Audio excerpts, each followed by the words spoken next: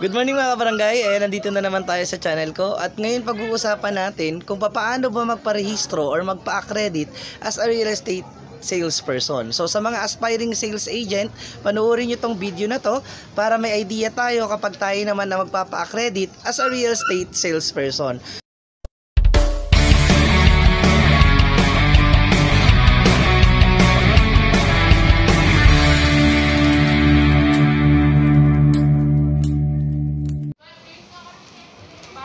Thank you. So yun na nga guys, nandito na kami ngayon sa may Bataan. Pupunta kami ngayon sa may Manila para magkuha ng license. So define natin what is a real estate agent. Real estate agent is basically a licensed professional na nagre-represent ng buyer na seller in a real estate transaction. A few moments later. So hello guys, ayan, nandito na kami ngayon sa Manila. Magpapa-accredit na kami ngayon sa may PRC. Ayan, lakad-lakad muna kami hanggang sa makarating kami doon sa aming pupuntahan. Doon kami mismo sa may PRC, no?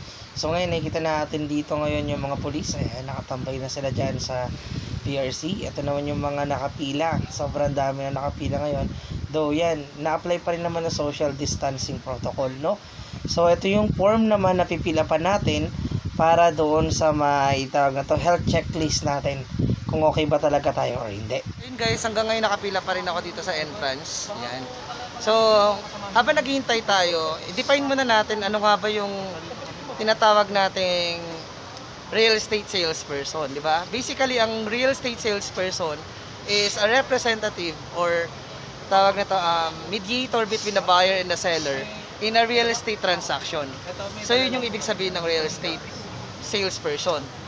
Sino-sino ba yung mga real estate service practitioner? Una-una, ito yung mga tinatawag nating real estate consultant, appraiser, assessor, broker, and then yung mga tinatawag nating real estate salesperson.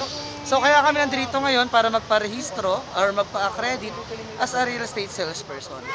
So sasabihin ko sa inyo mamaya guys kung ano yung mga documents or mga requirements or step-by-step process dito sa loob ng PRC. Mamaya din, pupunta tayo sa HLURB dati. Ngayon, ang tawag is DHSUD na siya ngayon. So yun guys, samahan nyo kami. So ano naman yung mga dapat mong ipasa as a real estate salesperson? Una, kailangan i-ready mo na yung PSA birth certificate.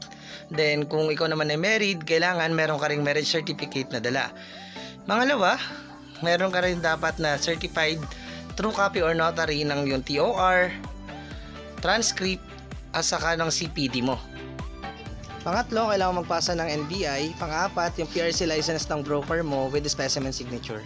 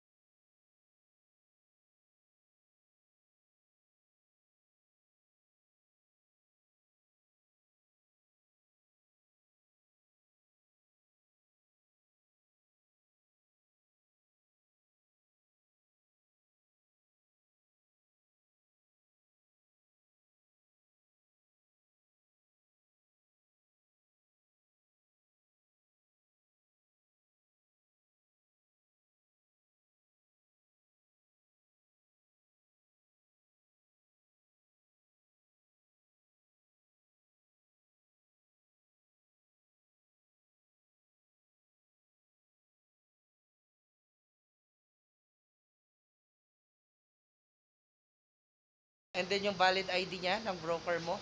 And then yung form, yung sales engagement, at saka yung mga forms na ibinibigay dito sa office. So yun lang guys, maraming salamat. Don't forget to subscribe to my channel. And maraming salamat sa inyong lahat. Bye-bye! PS nga pala sa mga gusto pa magpa-accredit as a salesperson, hindi na nga po pala dito ang magiging building nila starting next week. So lilipat na po sila, hindi ko alam kung saan banda.